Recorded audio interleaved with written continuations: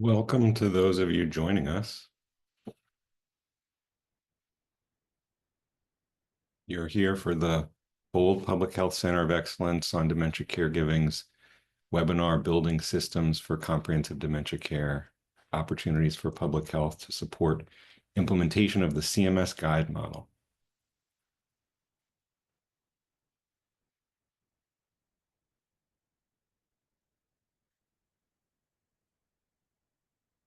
Ashley, why don't you move to the next slide and we'll get going. So I'm Gary Epstein-Lubau. I'm a geriatric psychiatrist and an associate director of the CDC Bold Center of Excellence for Dementia Caregiving and a distinguished medical scholar at EDC, where I lead the National Dementia Care Collaborative, one of the co-sponsors of today's webinar, supported by the Johnny Hartford Foundation. On behalf of Dr. Joseph Gogler, director of the CDC Bold Center of Excellence for Dementia Caregiving, I'm pleased to welcome you here today and to provide a few statements of orientation. Next slide. The Bold Public Health Center of Excellence on Dementia Caregiving is designed to support state, tribal, and local public health agencies nationwide in developing dementia caregiving programs and initiatives. You can visit our website at the QR code here. And we are in the business of improving access to evidence-based programs and best practices, facilitating connections and collaboration among public health agencies, and providing technical assistance for identifying, selecting, implementing effective public health interventions and strategies. And for today, we have developed a resource. It's been prepared for you as participants. And that resource will be provided as a link in the chat. And that's been designed and was part of the background which led to planning for today's event, to outreach specifically to public health programs to showcase opportunities to support the implementation of the CMS Guiding and Improved Dementia Experience Model, or the GUIDE model. Next slide, please. A reminder for the presentation session today: submit your questions for the speakers into the Q&A feature. Use the chat to share comments, resources, links, and ideas. The recording, slides, resources will be shared after the event, and there'll also be a survey after the event. And next slide. We're going to start with a poll question. And I think Elma, you're launching the poll, if that's correct. In what capacity are you today attending the event?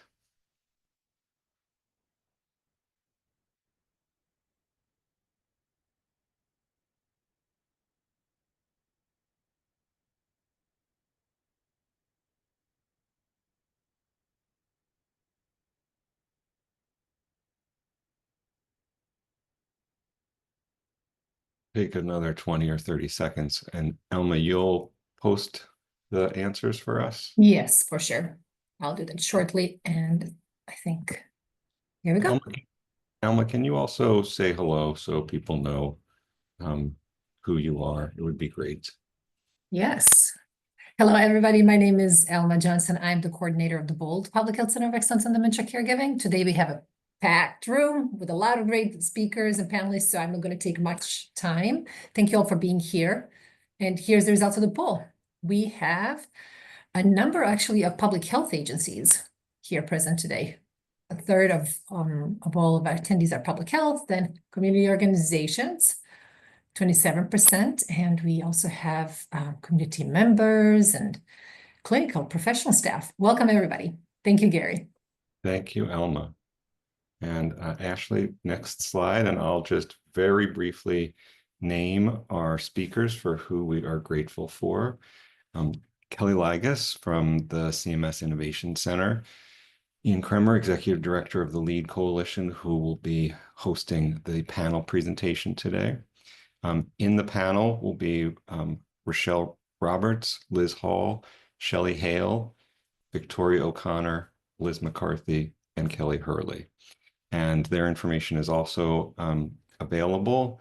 And with that, I will hand off to Kaylee, and thank you. Thank you very much. Hi, everyone. My name is Kaylee Liggets. I am a social science research analyst at the CMS Innovation Center, and I currently work as the care delivery and health equity lead for the GUIDE model. And I'm really happy to be with you here today to share an overview of the GUIDE model with you, highlighting on a couple of the care delivery items, including caregiver support and education, community and clinical linkages, and also spotlighting health equity. Next slide, please. So for those who are not familiar with the Innovation Center, or as a reminder, for those who know us, the CMS Innovation Center is required under the Affordable Care Act to test models that are cost neutral, improve quality, save money without lowering quality, or ideally achieve both of these. The GUIDE model is therefore a test, and the Innovation Center's goal when we test any model is to make it a permanent part of the Medicare program. But first, we must show an ability to achieve one of these targets that's on the screen here. Next slide. So the GUIDE model was developed to test if people living with dementia would experience better quality of life, less strain on their caregivers, and the reduced need for long-term nursing home placement if CMS provided an alternative payment model to their healthcare practitioners. So this is an innovative payment approach intended to encourage and support healthcare practitioners to deliver comprehensive care and support services that people living with dementia and their caregivers are most in need of. And if we achieve the goals set in this model, which align with our statutory requirements to reduce spending and improve quality, we'll be able to achieve success in this model and be able to pay for this type of care long into the future. Next slide. So the primary beneficiary population for the GUIDE model are community dwelling Medicare fee-for-service beneficiaries, including those who are dually eligible for Medicare and Medicaid, and those who are often experiencing fragmented, uncoordinated care. So the eligibility requirements for beneficiaries are outlined on the left of this slide. GUIDE model beneficiaries must have dementia as confirmed by attestation from a clinician practicing within a GUIDE dementia care program. Beneficiaries must be enrolled in Medicare Parts A and B as their primary payer and not in a Medicare Advantage or special needs plan. And they must also not be enrolled in the Medicare hospice benefit or a PACE program, since those services mostly overlap with what's provided under GUIDE. And the GUIDE model uses a voluntary alignment process, which means that the participants must inform beneficiaries about the model and the services they could receive through the model, and document that the beneficiary consents to receiving services from the participant. And even after a beneficiary has opted in and been aligned to a participant, beneficiaries still maintain complete freedom in choice of where to seek care. Next slide. So participants must provide specific services across multiple domains in the GUIDE model. The care team delivers services by creating and maintaining a person-centered care plan, which includes the beneficiary's goals, strengths, and needs. And the graphic on this slide really helps to illustrate the 9 care delivery domains, which are comprehensive assessments, care plans, 24/7 access to a member of the care team or third-party representative, ongoing monitoring and support, referral and support coordination, caregiver support, medication management, care coordination and transition, and if eligible and needed, respite services. And the GUIDE model participants have the option to contract with a partner organization external to their organization to make services available to their beneficiaries. Next slide. So of paramount importance, the model recognizes the critical role that caregivers play in caring for people living with dementia by offering caregiver education and support services. Participants must administer a caregiver support program that's based on the caregiver's needs, identified through the comprehensive assessment, and is responsive to ongoing changes in need. Activities include caregiver skills training, dementia diagnosis information, support group services, and ad hoc one-on-one support calls. GUIDE participants can provide these information directly and may contract with a vendor or a community-based organization to provide caregiver skills training or refer caregivers to external support services if needed. Next slide. And the Innovation Center also believes that equitable care is a key component of achieving high-quality care for beneficiaries and is therefore critical to the success of GUIDE. GUIDE is focused on improving quality of care for all beneficiaries with dementia, with an emphasis on closing the gaps in care for underserved populations. So the model's core payment is a per beneficiary per month care management payment called the Dementia Care Management Payment, or DCMP. This payment will be adjusted for health equity and performance on a set of key metrics. And of interest here, the GUIDE model health equity adjustment is designed to provide additional resources to guide participants to deliver care to beneficiaries from underserved communities. So CMS will calculate a health equity adjustment for each beneficiary that is aligned to a GUIDE participant based on the beneficiary's health equity score. This adjustment is calculated annually and then applied to the dementia care management payment each month as an adjustment. And the health equity adjustment is intended to be budget neutral to minimize the financial impact on the overall model. Next slide. And along with health equity adjustments to payments, the new program track and infrastructure payment for safety net providers and the referral and coordination of services and supports domain and care delivery, which I'll speak about later. GUIDE participants will develop and implement a health equity plan so they can identify disparities in outcomes in their patient populations and implement initiatives to measure and reduce these disparities over the course of the model.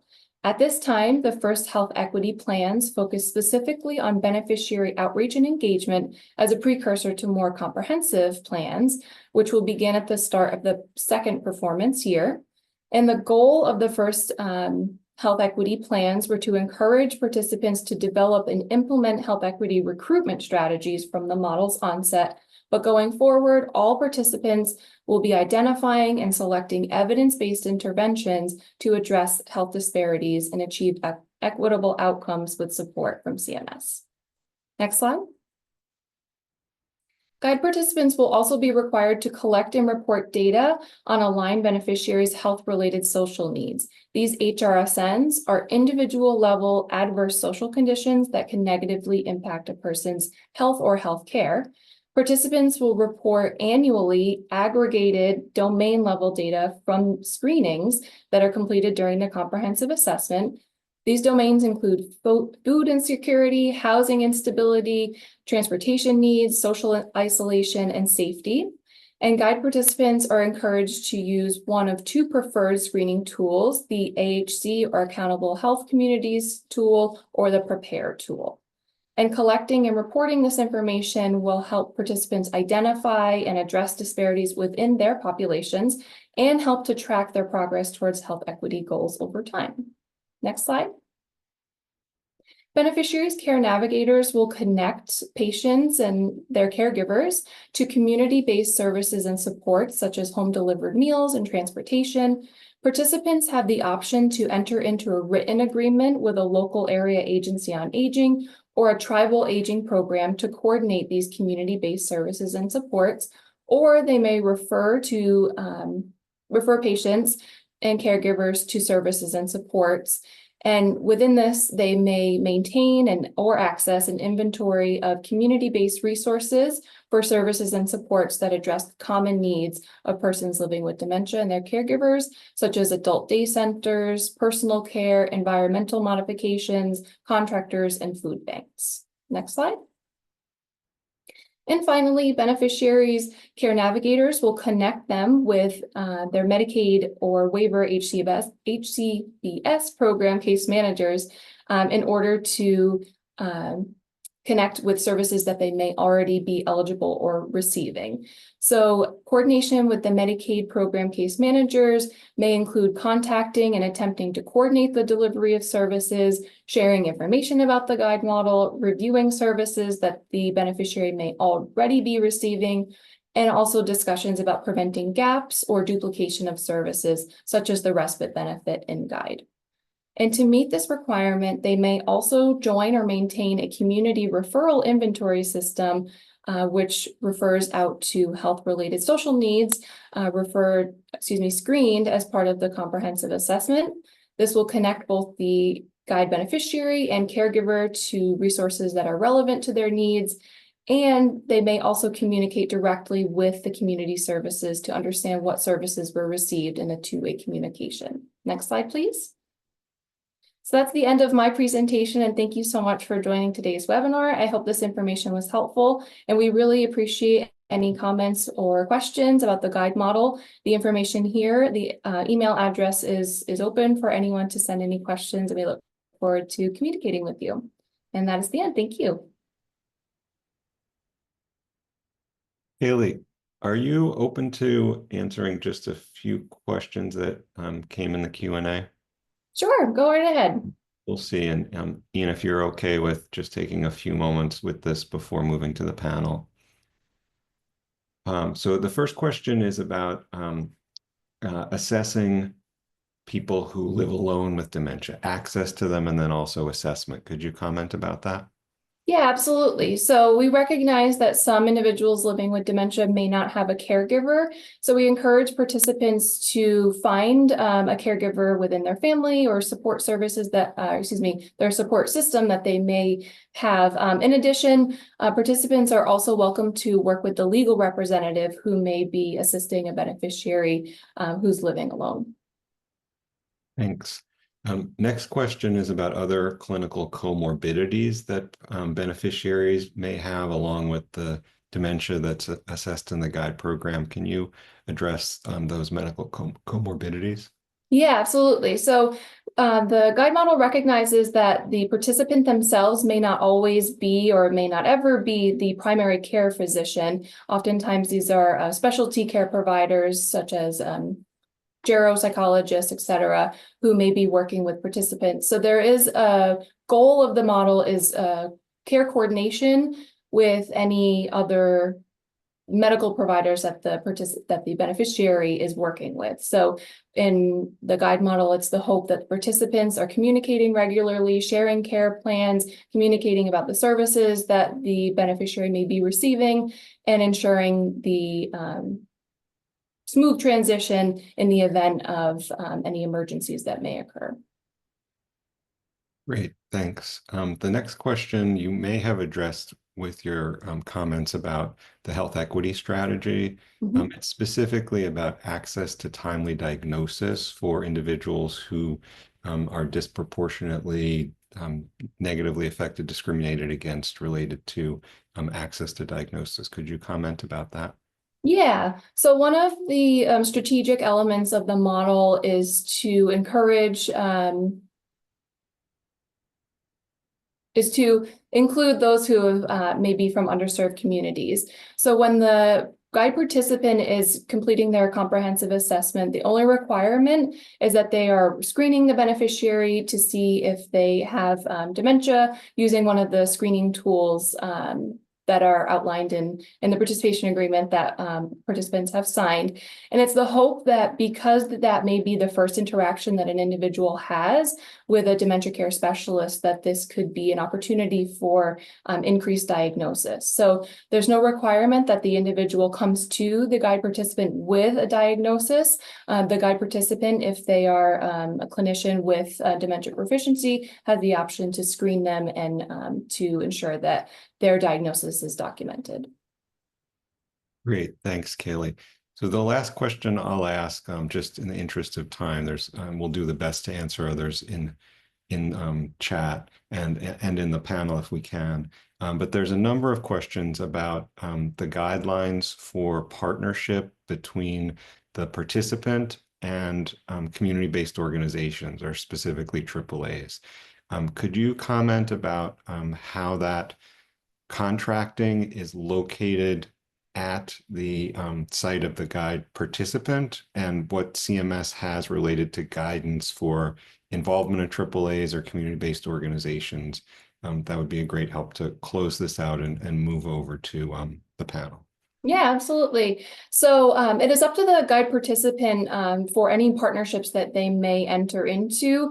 In their participation agreement, there's outlined some specifics on, I'll say specifics on what the agreement needs to have in it. However, the guide participant themselves has the discretion to develop and write the contract based on the interests of both parties. Regarding what I just spoke about with the care delivery requirements and ensuring the referral and support services. Again, that's up to the participant and their local AAA or other community-based organizations to ensure that both parties agree to the services. It would be great in today's session if we could also, hear from public health agencies on how they may be entering into contracts, any best practices or suggestions that they have for other organizations. That would be very helpful. Great, great. Thank you, Kaylee. And I know you have a big FAQ, frequently asked questions, posting on the guide site, and the link to your resources are in the document that that Elma shared already. Much gratitude to you. Hope you can remain available as people have questions throughout the rest of the webinar. Of course, happy to be here. Thank you for having us. Thank you. Thank you. And Ian, with that, over to you. Hi, everybody. I'm Ian Creamer. I'm Executive Director of the LEAD Coalition. We're a federal policy coalition of 110 member organizations and about another 150 allied organizations trying to reduce risk for cognitive impairment, but then also improve the diagnostic process and both clinical and non-clinical supports for people that are living with dementia and everybody in their ecosystem. So as you can imagine, our community is enormously grateful to CMMI for bringing forward the guide model, and we're really excited to see how it operates over the next 8 years in building the evidence base to have this benefit be available to everyone in the Medicare program.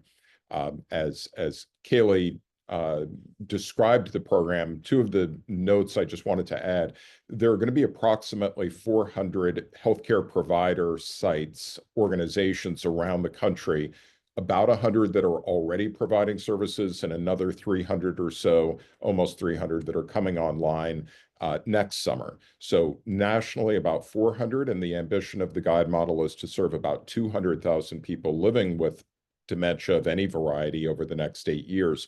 That leaves us at least another 6.5 million people, possibly north of 7 million people, that will not be receiving services through the guide model, but still would benefit from coordinated, comprehensive dementia care, both involving their healthcare providers, but also involving local public health organizations and their allies throughout the community. So we're really delighted to be able to have this panel and talk with folks on the ground in the public health community and working directly with health systems about how both the guide model implementation can be strengthened and implemented around the country, but also how non-guide model areas of the country and particularly consumers can benefit from coordinated and comprehensive dementia care.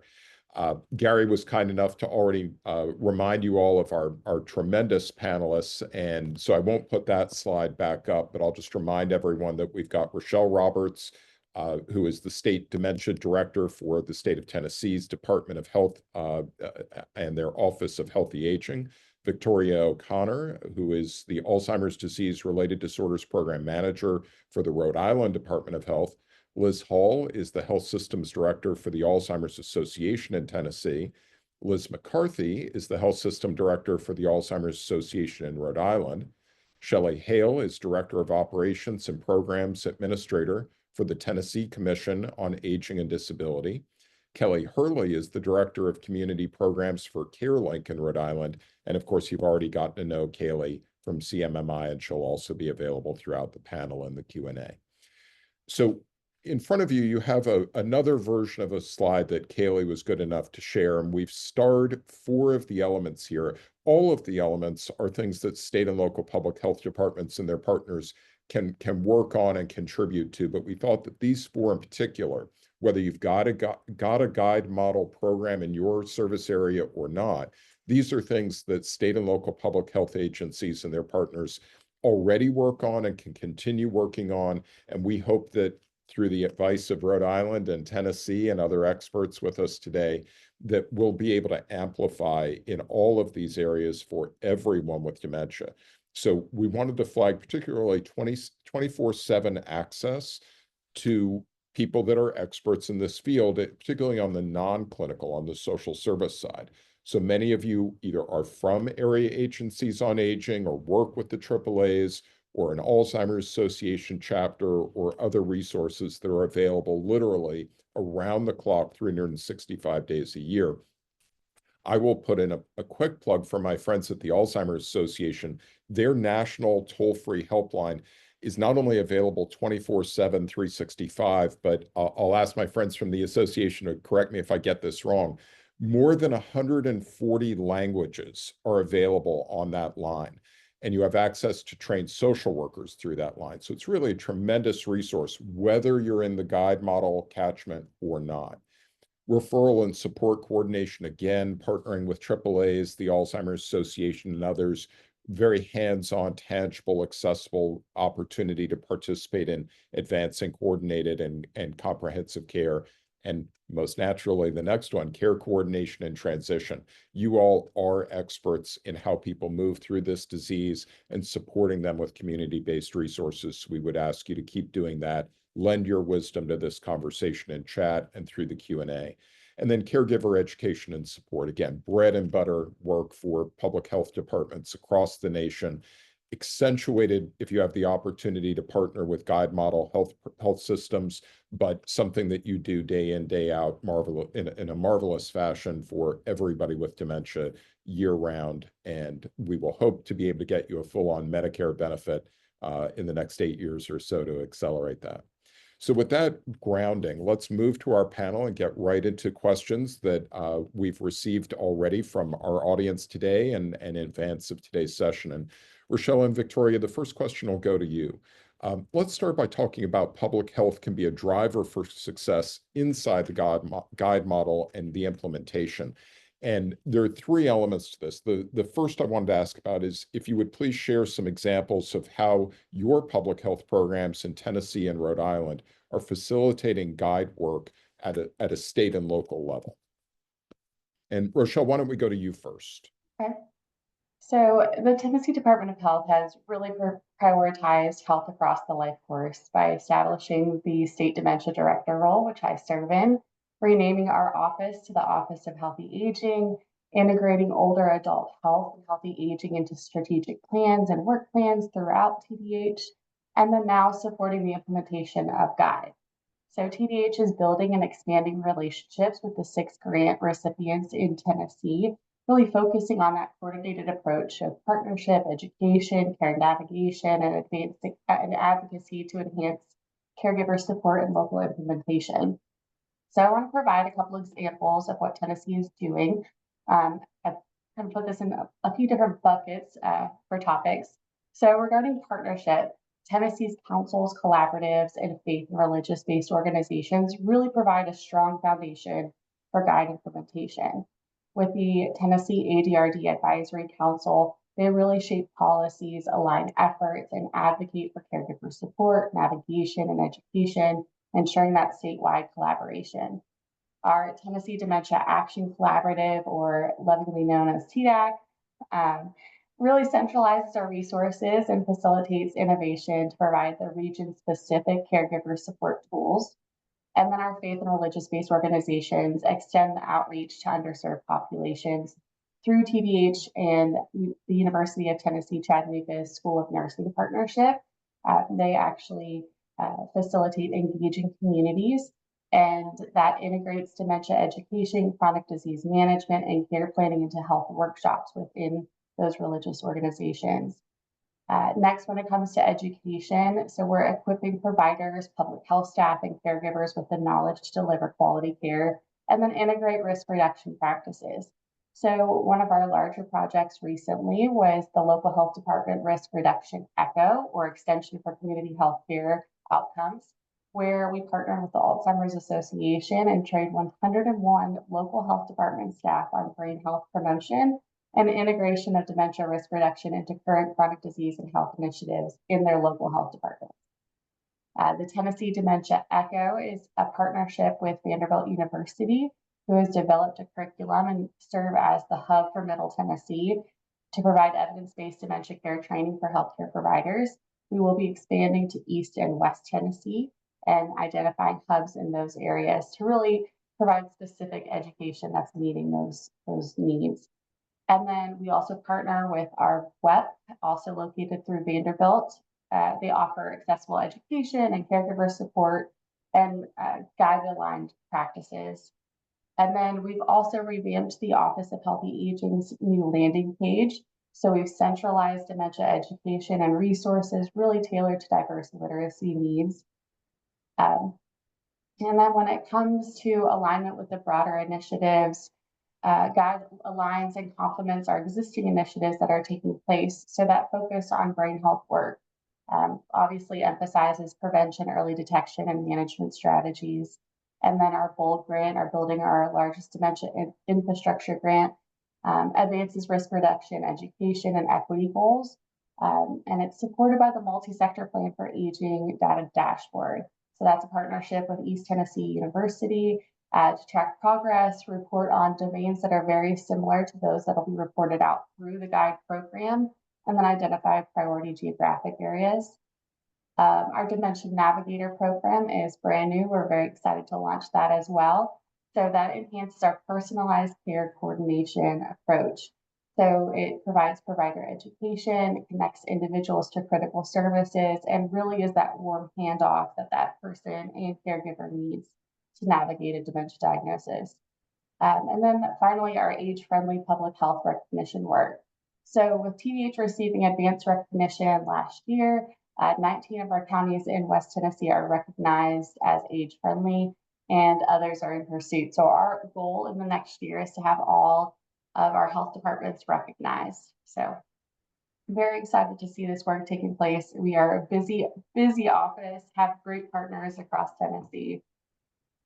That's terrific. Thank you. You've given us a lot to think about. And a reminder to everyone in our audience, you'll be able to get the slides, you'll be able to get the recording. So if you didn't catch the hundreds of things that I think Rochelle mentioned, you'll be able to catch up on all of that.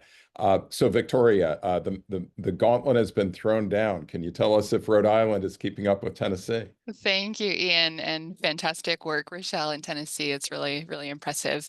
Rhode Island is a little bit different. We are the smallest state in the nation, and we have one statewide public health department. So we do not have local health departments, which is a little bit different than Tennessee. And we also have an Office of Healthy Aging, similar language in Tennessee, but that is an agency that sits outside of our health department and collaborates really closely with us in the public health world. So to go back to your question, Ian, I wanted to mention a couple of things that I think are relevant. The first thing I want to talk about is just general goal alignment across our state, which I really believe is achieved through our ADRD state plan, which in Rhode Island we updated in 2024, which aligned really well with GUIDE Model kind of coming to be in the mainstream. So before we even knew that GUIDE Model could exist in Rhode Island, we had a specific sector of our state plan that focused on health systems. And our kind of general broad goal for that is to provide the right care at the right time in the right setting for people with dementia. And I think that really speaks to and resonates with the goals of the GUIDE Model as well. We spelled out specific strategies like addressing increased collaboration across the care continuum, increasing access to home and community-based services for people with dementia and their caregivers, and promoting comprehensive dementia care, which again aligns really seamlessly with the care delivery requirements. And I think the win in terms of having this in the state plan is that nobody really questioned whether or not we should have GUIDE in Rhode Island. It matched really well with all of the goals and our kind of shared vision. The second thing I want to talk about is public health's role in convening and relationship brokerage, which I think, Rochelle, you certainly touched on this as well. Luckily for us, the co-director of the Rhode Island GUIDE program is a geriatrician who sits on our statewide coalition. So we've had direct access to our GUIDE Model participant in Rhode Island to come to our coalition meetings, provide updates on how implementation is going and sort of what their plans and goals are for oversight of GUIDE. And that has really helped our coalition, which is made up of key partners, subject matter experts, people with lived experience, increase their knowledge about GUIDE and honestly their interest in a comprehensive dementia care program, which has been really helpful helpful just in convening those folks. We've also been able to host additional presentations for other key partners like your GWEPs, your academic institutions, and other health system partners to just learn more about GUIDE and kind of that educate and inform piece of public health that's so important. And the last thing I'll say just briefly is that through the Rhode Island BOLD program, we've been able to braid funding with a number of community partners to offer a program that sits within primary care. The 6-month quality improvement collaborative is sort of what we've called it, is that each primary care site that participates needs to implement a quality measure that helps them identify dementia caregivers and refer them to service, which is a care delivery requirement within GUIDE. And they also need to kind of manipulate their workflows and their EMRs to achieve recognition as an age-friendly health system, which isn't necessarily for people living with dementia, but really helps for our aging population in Rhode Island. We've kind of learned a couple of things from offering 2 cohorts of this. One is that the caregiver identification piece has been really critical for primary care and not something that they have necessarily done consistently. And then that the age-friendly health system model works really well, but might not specifically support the needs of people living with dementia, which is where we see that direct collaboration with the GUIDE model as a referral to align with GUIDE for the patients that they're seeing through their age-friendly health system recognition work. So that has been one way that as a public health agency, we've been able to connect directly with primary care, integrate some of our work plan from the BOLD side, but also really help align with the care delivery requirements of the GUIDE model.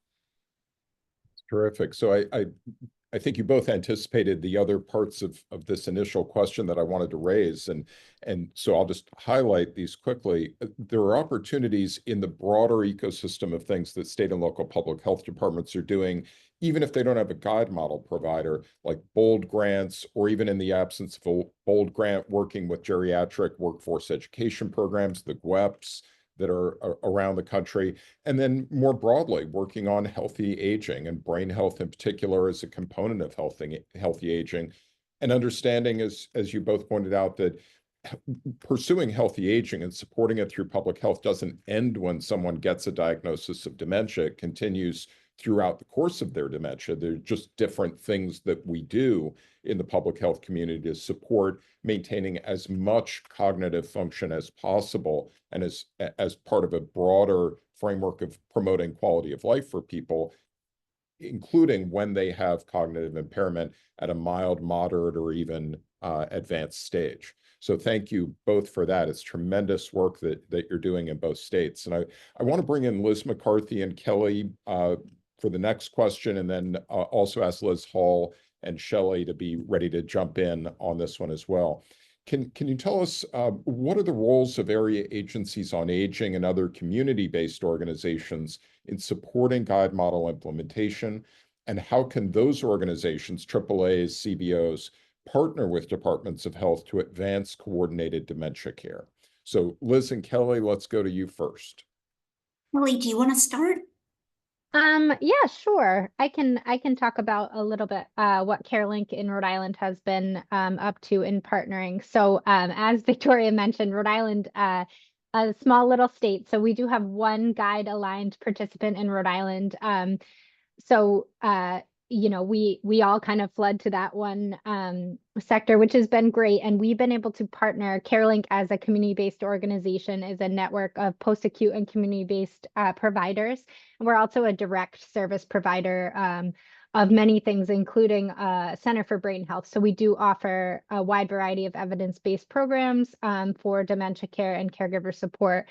And so the ability to have that network, as well as our direct services, has made us a great option for our Rhode Island GUIDE participant to partner with, to provide some components of GUIDE that were tricky for them to take on.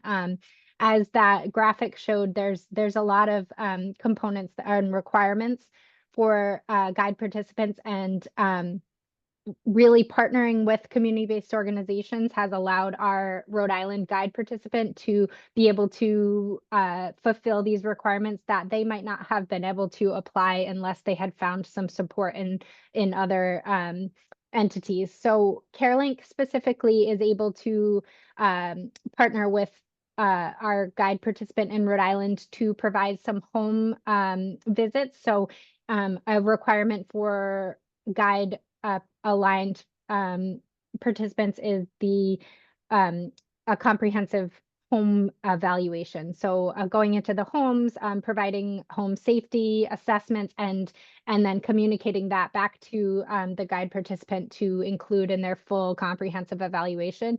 And so for our local provider, that was tricky to have people sort of boots on the ground going out to the community, travel.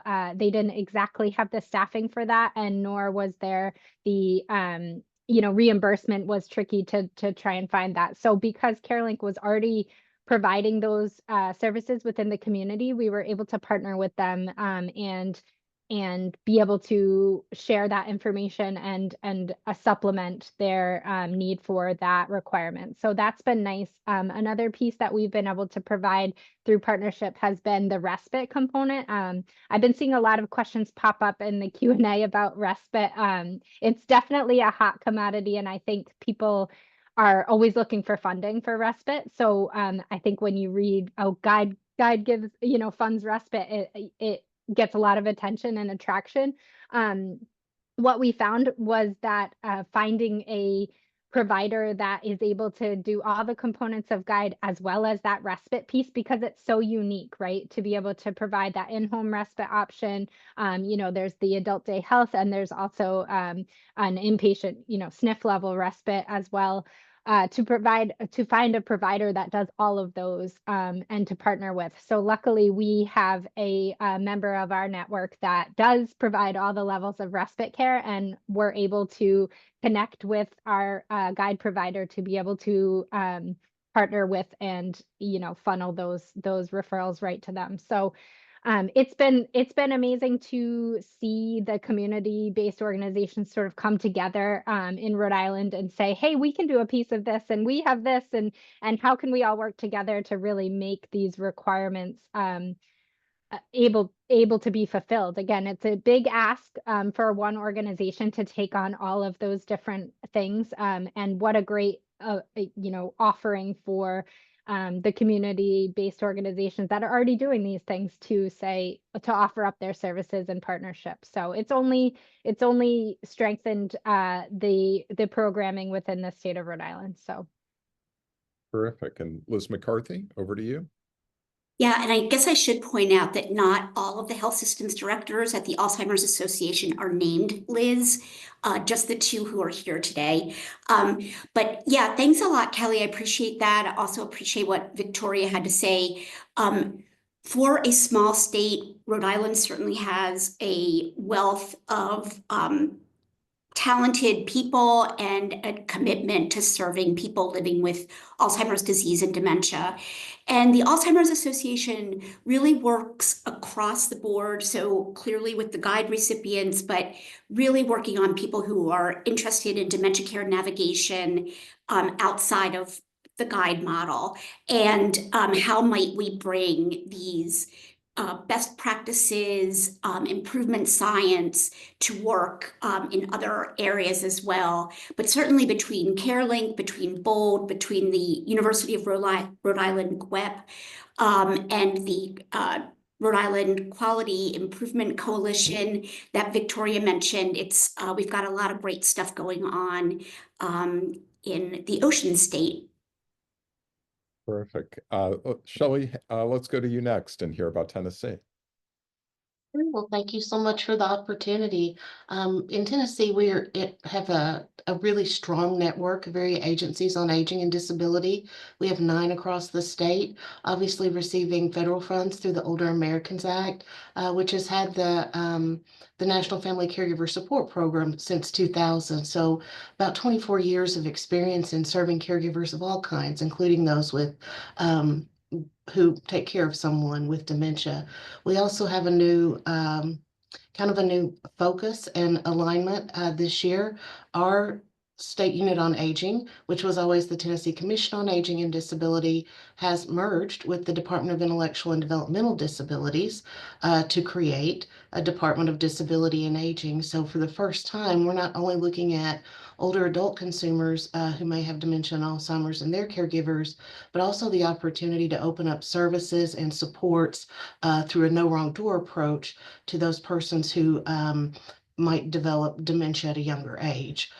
So we're very, very fortunate in Tennessee to have a strong governor who has older adults and persons with disabilities as a priority. We're very fortunate to have a strong relationship with our Department of Health and all the work that they've been involved in with their BOLD grant and their age-friendly initiative with their health departments, universities, and so forth. We also have a grant here at the state unit to do dementia navigation. And so we've been able to work with the Department of Health to build those tools, dementia navigator tools in collaboration. So even though we're both doing some of this work, we wanted to make sure people were getting the same person-centered approach as we move forward. As far as the area agencies on aging, of course, they offer the 5 fundamental supports under the National Family Caregiver Support Program that does serve this population.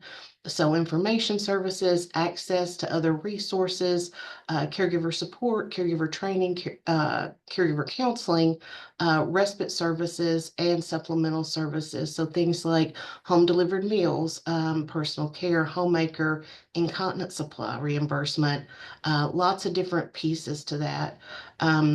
So I feel like we have a very robust system here in Tennessee. I feel like we have lots of opportunities to partner together, especially with guide model participants. Because the AAADs have such a long history of working within their own region, within their own communities, and they're a trusted source for older adults and family caregivers. The other things I will mention that I feel like that they're very good at is their health promotion, disease prevention. So as we talked about brain health earlier, all of our area agencies on aging across the state do contract generally with senior centers and other community service providers to provide evidence-based health promotion programs, which we feel like are so important as our population continues to grow. What are we doing on the front end, and how are we preserving brain health? So really robust system, really wonderful opportunities right now in Tennessee. The last piece I wanted to mention, we also have through legislation an Alzheimer's and dementia pilot respite program with the help of Alzheimer's Association to get that passed a couple of years ago. So the area agencies on aging not only offer respite through the family caregiver program, but this Alzheimer's dementia pilot, which is respite specific for this population, also can do homemaker, personal care, some other types of support things. So really a wonderful opportunity for families and caregivers to be supported. Fabulous. And before we turn to our second Liz, and I only wish we had even more Liz's on this call, but before I turn to Liz number 2, Shelley, I just want to elevate one of the particular points you made about disability access within GUIDE. Many of you know that folks with Down syndrome have a 90% lifetime risk of acquiring Alzheimer's disease, and something on the order of 75% of people with Down syndrome die from Alzheimer's disease. So it's a critically important and tremendous opportunity to elevate the intersectionality of so many co-occurring conditions, as was mentioned before, but not least of all, folks with Down syndrome and Alzheimer's disease, an often underserved and overlooked population that can benefit so mightily from what CMMI is making available to beneficiaries across the country. And with that, Liz Hall, over to you. Thank you. Thank you for having me. Today, it's exciting to be part of this. There is so much momentum in the state of Tennessee. I cannot express to you how wonderful it is as a community-based organization to work in public health with an Office of Aging and in older adult services that works so collaboratively with the Department of Health as a community-based organization who works with both sides. It's exciting to work on these initiatives together alongside what we're seeing on the clinical side in the support that the Alzheimer's Association health system structures provide to health systems. And I'll say that a role that we play, that our health systems initiative specifically plays when it comes to GUIDE and connecting them to public health services, has been reminding our providers that there are many services available to you through the Department of Health and through our AAAs, and as we call them in Tennessee, the AAADs, because oftentimes they forget about those services. And so when we have been consulting with providers and having conversations about how do we meet all the criteria, how do we meet these components, reminding them that there are services that are available and you should be part of this, and you should be part of the conversations we're having around policymaking, around advocacy, and around program development has been just an amazing opportunity.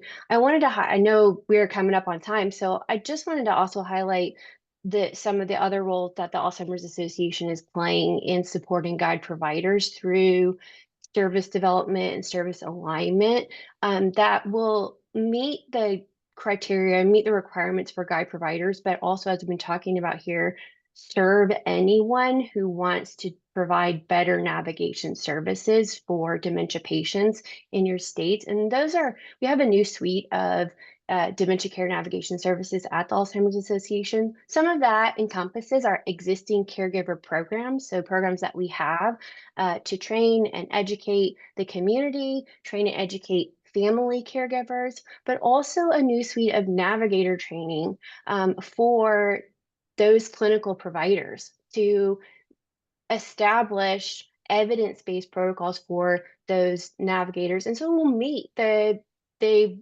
required training requirements for GUIDE. So it's great. So if you're a GUIDE provider and you need to train your navigators, there will be modules that will be available, but these will be available to all providers. And so if you didn't sign up for, or you didn't participate in as a GUIDE provider, these are things that you can also use to train your staff to provide these services that we know that are evidence-based. And we also have a National Dementia Care Navigation Roundtable that we have amazing experts that participate on already, and we'll be recruiting providers and other entities to sit on to review what we see and what we hear going on across the country, and how do we develop new services, how can we build more robust programs, how can we support our public health colleagues who are also trying to support these initiatives in their states. And something else that I wanted to just highlight, because this is a bold call, a lot of what we do as health system directors in working with our GUIDE providers and bringing them to the table, whether it's through the dementia action collaboratives that we have in Tennessee, align very well with the requirements for the community clinical linkages piece that we need for the HBI roadmap and bold grant implementation plan. So I'll end there. There's just so much alignment, but thanks for letting me come and talk about this today.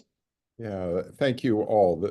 So I want to go to one of the audience questions for Kaylee, but before I do that, I just want to get the others of you thinking about what will probably be our last question and your lightning round response.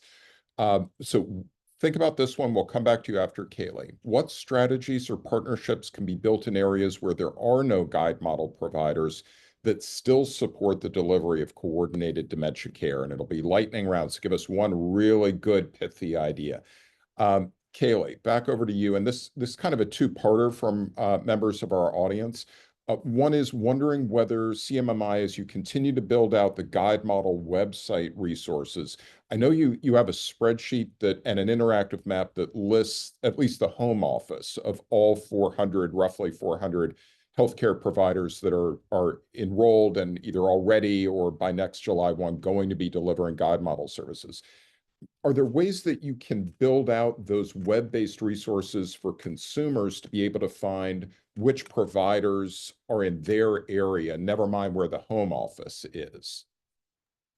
Yeah, that's a wonderful question, and something we're definitely thinking about as we're thinking about accessibility and beneficiaries and caregivers looking at the website. So definitely something of interest to us.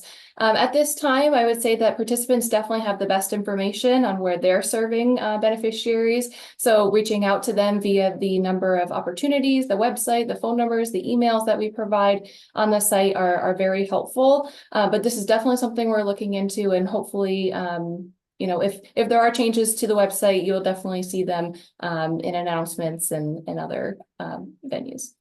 Great. And the other one, Kaylee, from our audience that I think goes to you is wondering the role of CMMI or the vendors that CMMI is working with in developing culturally tailored materials for those educational resources and community-based services. What is CMMI's role in leading that effort? Yeah, that's a wonderful question. I think as I've outlined in the health equity strategy, there's a lot that the participants are doing, but I also want to highlight what CMMI is doing for the participants themselves. We do have a learning system that participants work peer-to-peer and through learning system events such as webinars, and they also have a peer-to-peer website that they can share materials on and communication with best practices as well. In addition, we're hearing from participants and hearing their requests, such as translation services of technical assistance and public-facing documents. So we're definitely looking at those and working to figure out how we can best get those in the hands of beneficiaries and caregivers.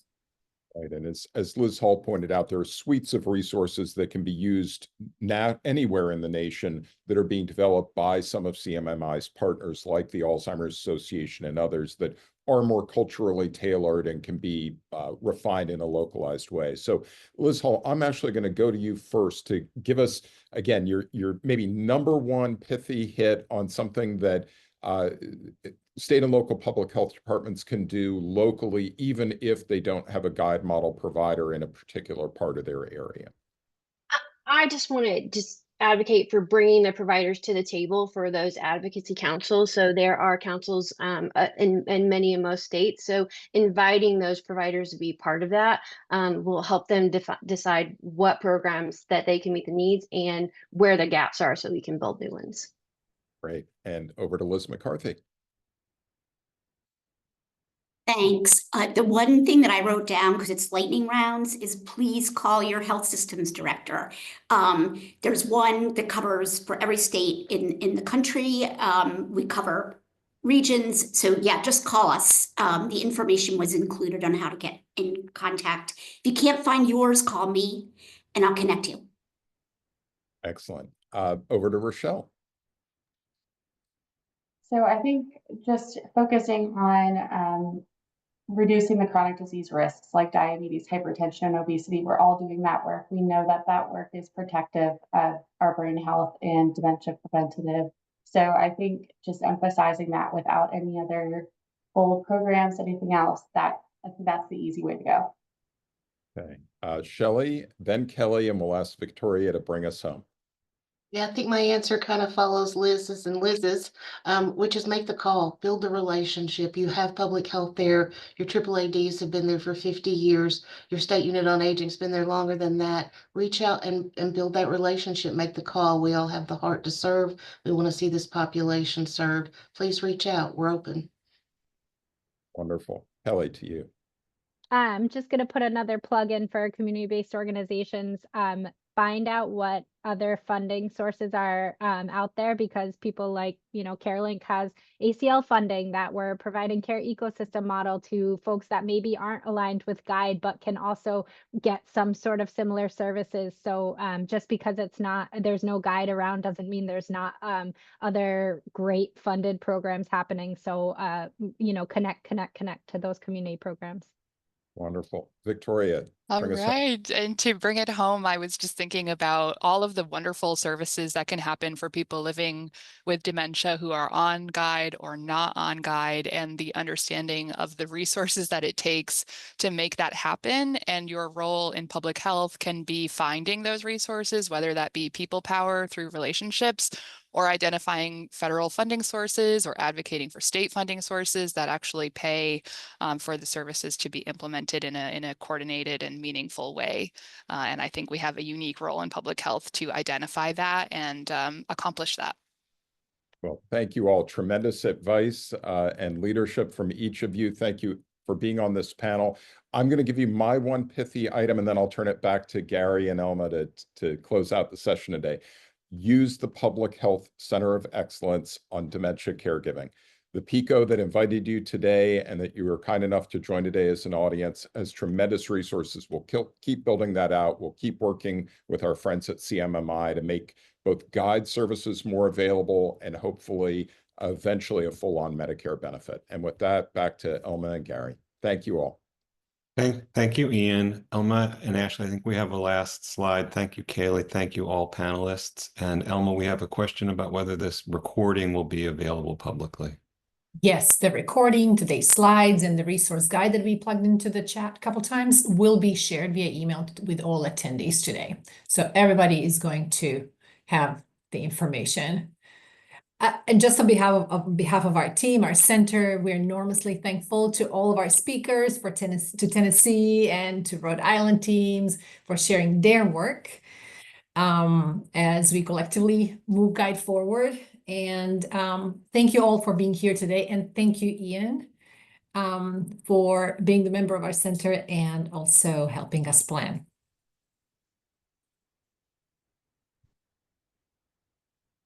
Oh, I should also mention, we invite you to please give us feedback. When you close the webinar, you will automatically receive an invitation to complete a brief survey. We take your feedback very seriously and we use it to inform our programming. Thank you. Thanks, Elma. Thanks all.